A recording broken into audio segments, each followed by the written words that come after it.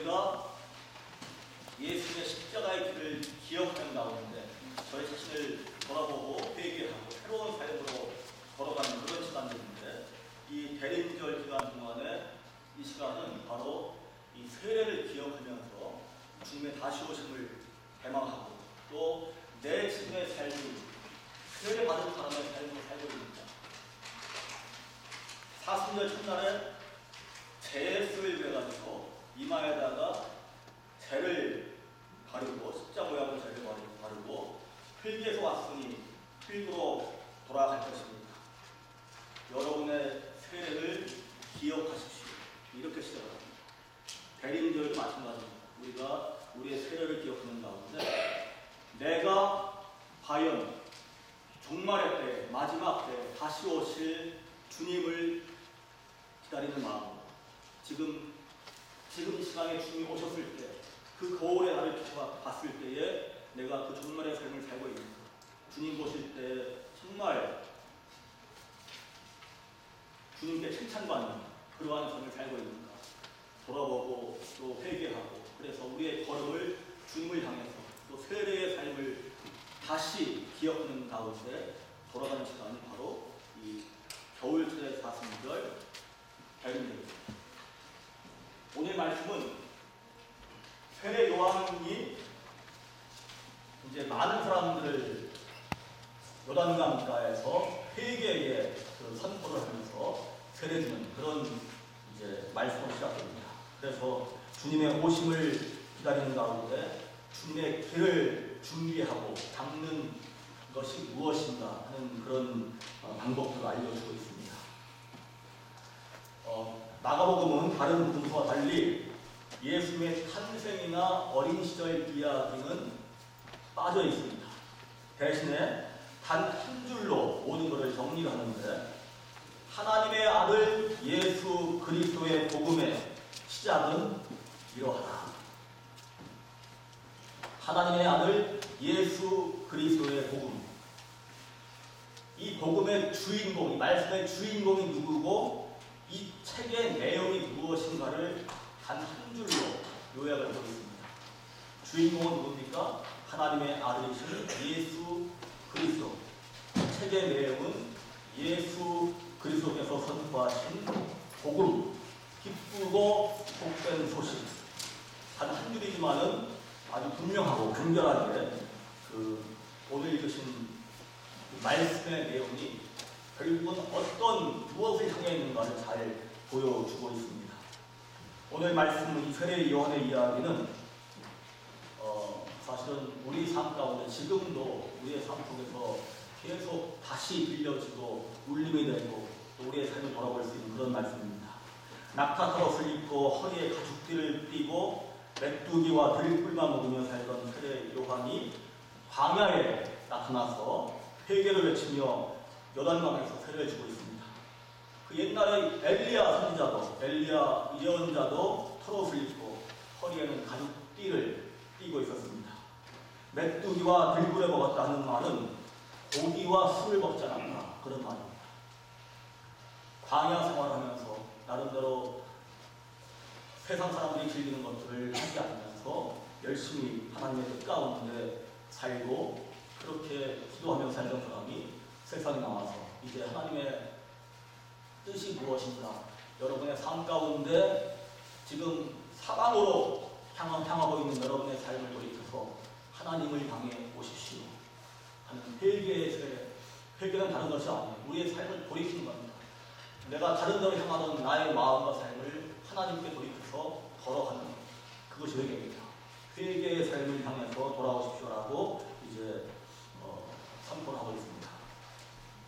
예언자 이사야의 글을 인용해서도 세례 요한의 역할이 무엇인가를 보여줍니다. 사람들을 세례의 삶으로 불러오는 동시에 이제 앞으로 오실 예수님의 걸음을, 그 길을 닦는 역할도 하고 있습니다. 보아라, 내가 내 신부름꾼을 보낸다. 그가 내 길을 닦을 것이다. 광야에서 외치는 이의 소리가 있다.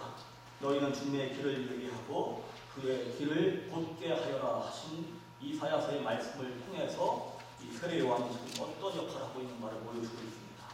세례 요한은 주의 길을 얘기하고 그의 길을 걷게 하던 하나님의 신분꾼이었습니다. 너무나 중요한 역할을 맡은 사람이었기 때문에 지금도 가톨릭 교회나 동방정교회에서는 세례 요한을 성인으로 보고 그의 탄생과 순환을 기념하는 축일을 지킵니다.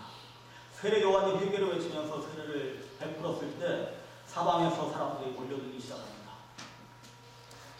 예루살렘 왕궁도 아니고 성전도 아니고 광야 아무도 살지 않고 척박한 그런 땅에서 외치는 그 사람의 소리를 사람들이 귀담아 듣고 그 주위로 몰려들어서 나도 내 삶 가운데도 정말 필요한 것을 잃고 살았구나, 잊고 살았구나, 하나님을 향해서 가야 되는 내 삶, 이 부르심을 잊고 사방으로 내 뜻대로 내 마음으로 살았구나 하면서 회개를 하는 마음을 찢는 그 마음으로 나와서 회개를 세례를 받습니다. 저희가 주목해서 봐야 될 부분이 있는데 이 광야에 사람들이 그렇게 간절히 구하고 바라고 또 어떤 목표를 정해놓고 달려가는 그 무엇이 줄 수 없는 것이 거기에 있다는 얘기죠. 문명이나 어떤 전통이나 사회 질서나 우리의 모든 그런 경험들이 줄 수 없는 무언가가 그 척박한 광야에서 경험되고 있었던 겁니다. 기독교가 로마의 국교가 된 이후에 정말 많은 사람들이 이제 박해의 삶에서 혜택받는 삶, 그 사회에서 오히려 그 특권을 누리는 그런 삶으로 변했을 때 많은 사람들이 숫자로 볼 때는 그렇게 많지는 않지만은 그래도 많은 사람들이 이집트의 사방으로 떠납니다. 그 풍요로움, 로마의 풍요로움과 그 사회가 주는 혜택과 그 많은 걸 다 뒤로하고 이집트의 사막으로 떠납니다. 왜냐하면 그 사회가 주는 풍요로움과 로마 그동안 박해를 통해서 참 어렵게 살았지만은 새로운 삶이 주는 그런 여러 가지 좋은 것들이 오히려 하나님과의 관계를 가로막는 것을 보고 많은 사람들이 이집트의 애굽의 광야로 사막으로 떠나서 수도사 생활을 했습니다. 지금도 그때의 그 사막의 수도사들의 기록들이 남아 있습니다. 기독교가 이렇게 그 초대교회부터 그런 광야 생활을 찾는 사람들이 있었던 것 같이 분명히 세상의 풍요로움, 어떤 문화, 권력 이런 것들이 줄 수 없는 하나님의 보물, 하나님 나라의 보물을 지금도 사람들은 갈망합니다. 갈망하게 떠나지 못하는 그런 마음도 있어요. 하나님의 사랑 안에 감추어져 있는 이 보물은 다름 아닌 어떤 사람들은 떠나갔지만 바로 우리 삶의 한가운데서도 발견될 수가 있다라고 성경은 말합니다. 저희가 어제 그 청년들하고 만났을 때에 같이 읽은 내용이 하나 있습니다. 헨리 나웰 신부님이 쓴 기도의 삶이라는 책인데 거기에 사람들의 갈망에 대한 이야기를 같이 잠깐 읽었습니다. 우리 사람들은 여러 가지 욕심도 있고 갈망도 있습니다. 그런데 세례를 통해서 또 광야를 어떤 그 세상을 떠나가지고 사막으로 들어가고 이런 것들이 과연 무엇을 뜻하는가? 지금 내 삶 속에서는 그런 삶을 살 수가 없는 것인가 하는 것들을 다시 한번 생각하게 하는 그런 내용인데 제가 짧게 한번 읽어드리겠습니다. 기본적으로 기도에 대한 갈망이고 하나님을 향한 갈망이고 또 하나님께서 우리를 향해서 얼마나 우리를 그리워하시는가, 얼마나 우리 안에 있는 영을 질투하실 정도로 그리워하신다고 하는 하나님이신데 그 하나님의 갈망과 우리의 갈망이 만났을 때에 정말 그때의 우리 믿음이 성장을 하고 또 은혜가 지정되고 그런 겁니다. 그런데 그 갈망 외에도 우리 안에는 여러 가지 갈망들이 함께 존재하고 있습니다. 사람들은 흔히 갈망이란 물리쳐야 하는 것이라고 말합니다. 헨리 나웰 신부님의 글입니다. 그러나 존재한다는 것은 곧 갈망하는 것입니다. 그거를 100% 진공관처럼 다 비워내기는 어렵습니다. 왜냐하면 그것도 하나님께서 주신 선물이고 다 끊어내고 비워내고 하는 것이 그것만이 능사는 아니라는 거예요. 우리의 몸과 마음과 가슴과 영혼은 갈망으로 가득 차 있습니다. 걷잡을 수 없이 날뛰며 마음을 몹시 어지럽히는 갈망도 있고 깊은 사색으로 이끌며 놀라운 비전을 보여주는 갈망도 있습니다. 어떤 갈망은 사랑하는 법을 알려주지만 어떤 갈망은 하나님을 찾지 못하게 막습니다. 하나님께 대한 갈망이야말로 다른 모든 갈망의 길잡이가 되어야 합니다. 그렇지 않으면 우리 안에 우리의 몸과 마음과 가슴과 영혼은 피차 서로 적이 되고 우리의 내면 생활은 혼돈에 빠져서 결국은 절망과 잔열에 이르고 맙니다.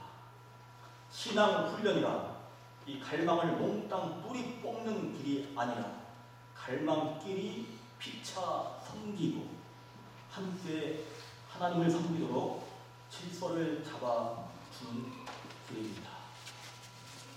이 이야기가 정말 귀한 일이에요.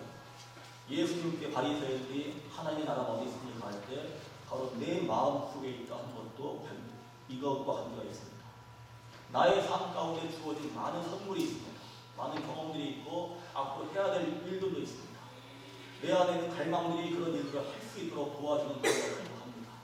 그런데 그런 갈망들이 똑같은 갈망, 똑같은 마음에서 출발을 하지만은 하나님과의 관계를 열어가기도 하고 그 관계를 막기도 합니다. 모든 것을 하나님께 하나님의 사랑에 근거한 그 갈망에서 출발해가지고 그 마음이 하나님의 인도하심이 길잡이가 될 수 있도록 할 때 우리의 갈망들이